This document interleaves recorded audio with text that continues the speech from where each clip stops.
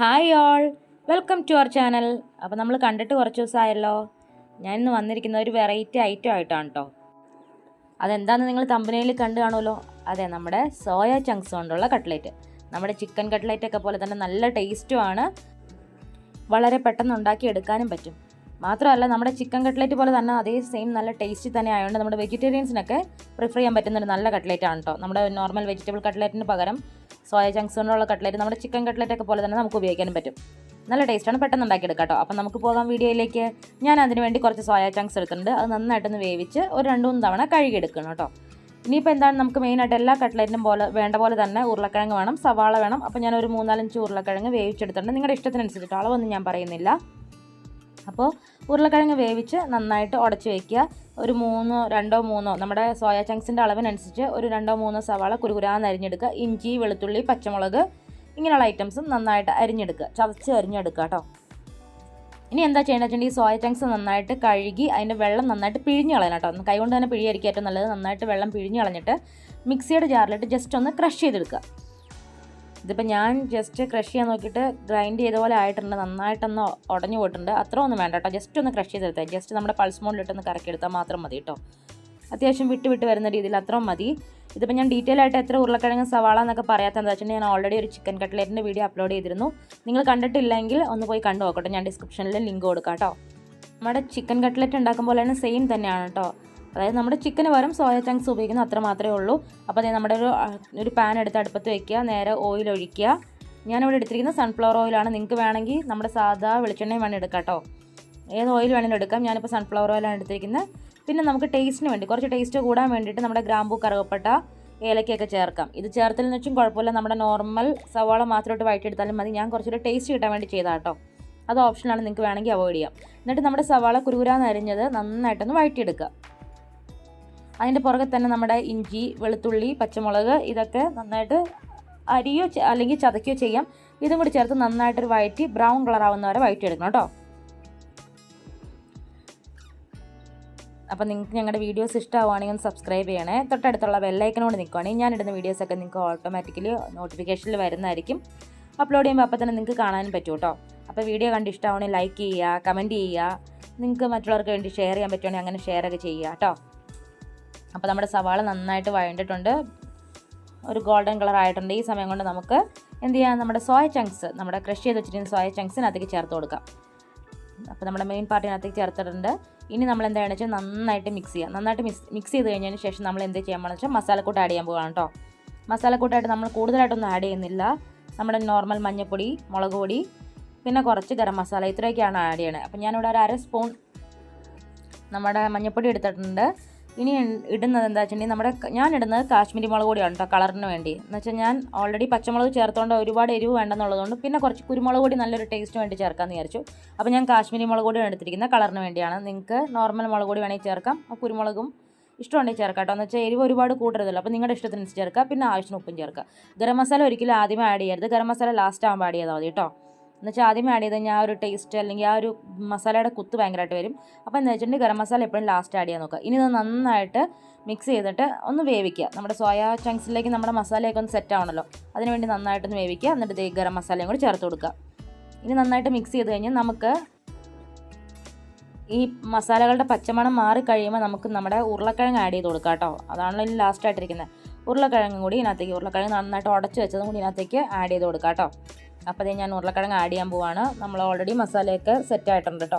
ഇനി ഉരുളക്കിഴങ്ങ് കൂടി ആഡ് ചെയ്യാം. നിങ്ങൾക്ക് വേണമെങ്കിൽ നമ്മുടെ മല്ലിയില ചേർക്കാം കേട്ടോ. നമ്മുടെ നാടൻ സ്റ്റൈലിൽ ഉണ്ടാക്കുമ്പോൾ മല്ലിയിലയുടെ ആവശ്യമില്ല. പക്ഷേ ഒരു മല്ലിയിലയുടെയൊക്കെ ടേസ്റ്റ് ഇഷ്ടമുള്ളവർക്ക് കട്ട്ലേറ്റിൽ അത് കുഴപ്പമില്ല എന്നുണ്ടെങ്കിൽ നിങ്ങൾക്ക് മല്ലിയില ആഡ് ചെയ്യാം കേട്ടോ. ഒരു പ്രശ്നമില്ല, നല്ല ടേസ്റ്റാണ്. മല്ലിയില ആഡ് ചെയ്താലും നല്ല ടേസ്റ്റാണ്. എനിക്ക് ഓൾറെഡി ഭയങ്കര ഇഷ്ടമാണ് മല്ലിയില. പക്ഷേ എനിക്ക് മല്ലിയില കിട്ടിയില്ല, അതുകൊണ്ട് ഞാൻ മല്ലിയില ചേർത്തിട്ടില്ല കേട്ടോ. ഉണ്ടായിരുന്നെങ്കിൽ ഞാൻ എന്തായാലും ചേർത്തേനെ. അപ്പോൾ നമ്മൾ ഉരുളക്കിഴങ്ങ് ആഡ് ചെയ്തിട്ടുണ്ടെങ്കിൽ നന്നായിട്ട് ഇളക്കി മിക്സ് ചെയ്ത് ഒന്ന് 2-3 മിനിറ്റ് കൂടി അടച്ച് വെച്ച് ഒന്ന് മസാലയൊക്കെ ആയിട്ട് സെറ്റാക്കി എടുക്കുക കേട്ടോ. ഒന്ന് ജസ്റ്റ് മസാലയൊക്കെ ആയിട്ട് ഉരുളക്കിഴങ്ങും സോയ ചങ്ക്സും സവാളയൊക്കെ ഒന്ന് സെറ്റാക്കി എടുക്കുക. അത് കഴിഞ്ഞിട്ട് ചെറു ചൂടില്ല, അതായത് ചൂട് മൊത്തം ആറാൻ നിൽക്കരുത്, ചെറു ചൂടിൽ തന്നെ നമുക്ക് കട്ട്ലേറ്റിന് വേണ്ടി ഷേപ്പിൽ ഉരുട്ടിയെടുക്കാം കേട്ടോ, ഉരുട്ടി പരത്തിയെടുക്കാവേ. അപ്പോൾ ഞാൻ ഗ്യാസ് ഓഫ് ചെയ്തിട്ടുണ്ട്. ഇനി നമുക്കൊരു ചെറിയ ചൂടിലെടുത്തിട്ട് നമുക്കിത് എന്ത് ചെയ്യാം, കട്ട്ലേറ്റിൻ്റെ ഷേപ്പിൽ പരത്തിയെടുക്കാം കേട്ടോ.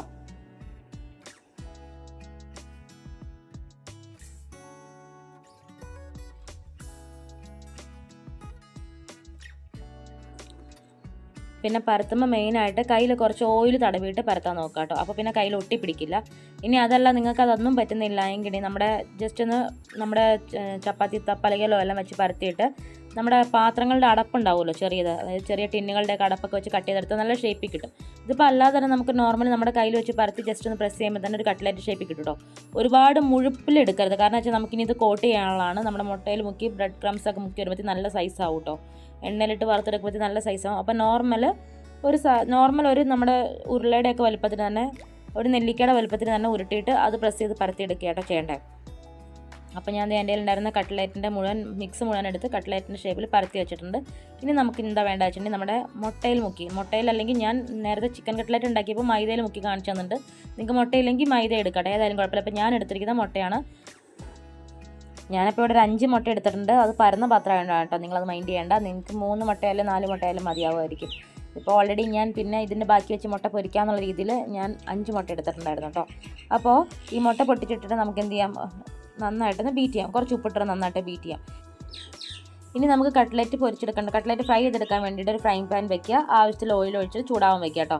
ഈ സമയം കൊണ്ട് നമ്മളെപ്പോഴും കട്ട്ലറ്റ് ഉണ്ടാക്കുമ്പോൾ മാക്സിമം ഓയിൽ നന്നായിട്ട് ചൂടായിരിക്കണം കേട്ടോ. ഓയിൽ നന്നായിട്ട് ചൂടായതിന് ശേഷം ചെറുതായിട്ട്, അതായത് സിമ്മിലും അല്ല ഹൈയിലും അല്ലാത്ത രീതിയിൽ ഒരു മീഡിയം ഫ്ലെയിമിലിട്ടിട്ട് വേണം നമ്മൾ കട്ട്ലറ്റൊക്കെ വറുത്തെടുക്കാനായിട്ട്. അപ്പോൾ നമുക്ക് ഒരുപാട് ഓയിൽ അതിനകത്ത് പിടിക്കുകയില്ല, കട്ട്ലറ്റ് പിടിക്കുകയില്ല.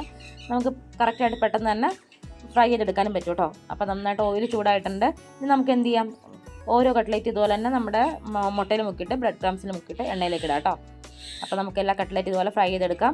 ഈസിയാണ്, വളരെ പെട്ടെന്ന് തന്നെ ഉണ്ടാക്കിയെടുക്കാനും പറ്റും കേട്ടോ. നല്ല ടേസ്റ്റാണ്. നിങ്ങളെല്ലാവരും ഒന്ന് ട്രൈ ചെയ്ത് നോക്ക് കേട്ടോ. ഒരു വെറൈറ്റി കട്ട്ലറ്റ് അല്ലേ, അപ്പോൾ നിങ്ങളെല്ലാവരും എന്തായാലും ഒന്ന് തീർച്ചയായിട്ടും ട്രൈ ചെയ്ത് നോക്കണം, എന്നിട്ട് അഭിപ്രായം പറയണം കേട്ടോ. അപ്പോൾ ഞാൻ ഓൾറെഡി പറഞ്ഞിരുന്നു, ഇതേ കട്ട്ലറ്റ് നമ്മൾ പരത്തിയെടുക്കുമ്പോൾ ഒരുപാട് വലിയ മുഴുപ്പിൽ പരത്തണം. കാരണം എന്താ വെച്ചിട്ടുണ്ടെങ്കിൽ നമ്മൾ ബ്രെഡ് ക്രംസിലൊക്കെ മുക്കി വരുമ്പോഴത്തേക്കും നല്ല സൈസാവും. പിന്നെ അത് ഫ്രൈ ചെയ്യുമ്പോഴും ഭയങ്കര വലുതായിട്ട് വരും. അപ്പോൾ ഓൾറെഡി നമ്മൾ എന്ത് ചെയ്യുക വെച്ചാൽ ഒത്തിരി വലിയ സൈസിൽ നമ്മളിത് പരത്തി കഴിയുമ്പോൾ നമ്മൾ ബ്രെഡ് ക്രംസിലൊക്കെ മുക്കി എണ്ണയിലേക്ക് ഇട്ടുകഴിയുമ്പോഴത്തേക്കും ഭയങ്കര വലിയ സൈസായിട്ടിരിക്കും. നമ്മുടെ കട്ട്ലറ്റിൻ്റെ സൈസ് തന്നെ ഭയങ്കര വലുതാവും.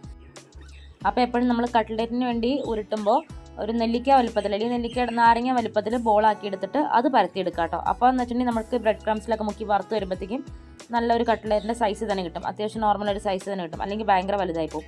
അപ്പോൾ പിന്നെ എന്താണെന്ന് വെച്ചിട്ടുണ്ടെങ്കിൽ എപ്പോഴും നമ്മൾ ഫ്രൈ ചെയ്യണതിന് തൊട്ട് മുമ്പായിട്ട്, അല്ലെങ്കിൽ ഫ്രൈ ചെയ്യാൻ വേണ്ടി നമുക്ക് ഫ്രൈങ് പാനിലേക്ക് ഇടാൻ പറ്റുന്ന എത്രയാണോ അത്ര മാത്രമേ ഈ മുട്ടയിലൊക്കെ മുക്കിയിട്ട് വെക്കാമോ കേട്ടോ. അല്ലെങ്കിൽ എന്താണെന്ന് വെച്ചിട്ടുണ്ടെങ്കിൽ നമ്മുടെ കട്ട്ലറ്റിൻ്റെ മിക്സ് പൊടിഞ്ഞു പോകും, വിട്ട് പോകും. അത് നമ്മുടെ ഈ കട്ട്ലറ്റ് അല്ല, ഏത് കട്ട്ലറ്റ് ആയാലും, വെജിറ്റബിൾ ആയാലും ചിക്കൻ ആയാലും ഏത് കട്ട്ലറ്റ് ആയാലും നമുക്ക് ഫ്രൈ ചെയ്യണതിന് തൊട്ട് മുമ്പ് മാത്രമേ നമ്മൾ എന്ത് ചെയ്യാമുള്ളൂ, ഈ മുട്ടയുടെ മിക്സിലൊക്കെ മുക്കാമുള്ളൂ കേട്ടോ, അല്ലെങ്കിൽ മൈദയുടെ മിക്സിലൊക്കെ മുക്കാമുള്ളൂ.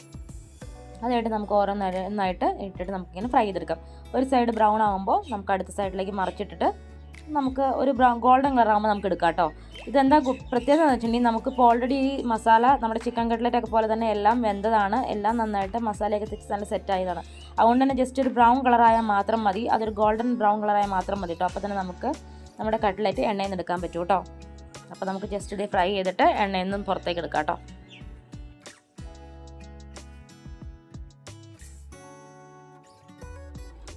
അപ്പോൾ ആ കട്ട്ലറ്റിൻ്റെ ഒരു സൈഡ് ബ്രൗൺ കളർ ആയിട്ടുണ്ട്. ഇനി അടുത്ത സൈഡും കൂടി നമുക്ക് ഇതുപോലെ തന്നെ മറിച്ചിട്ട് ബ്രൗൺ കളർ ആകുന്ന വരെ നോക്കാം, വെയിറ്റ് ചെയ്യാം. അത് കഴിഞ്ഞിട്ട് നമുക്ക് എന്ത് ചെയ്യാം, കട്ട്ലറ്റ് എണ്ണയിൽ നിന്ന് കോരിയെടുക്കാം. അപ്പോൾ നമ്മുടെ കട്ട്ലറ്റ് ഇവിടെ ആയിക്കൊണ്ടിരിക്കുകയാണ്. നല്ല ടേസ്റ്റാണ്.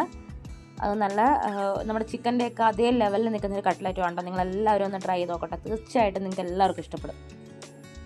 അപ്പോൾ ഇതുപോലെ അല്ലെങ്കിൽ ഇതിനേക്കാൾ നല്ലൊരു അടിപൊളി വീഡിയോ ആയിട്ട് വീണ്ടും കാണാം. അതുവരേക്കും ബൈ ബൈ.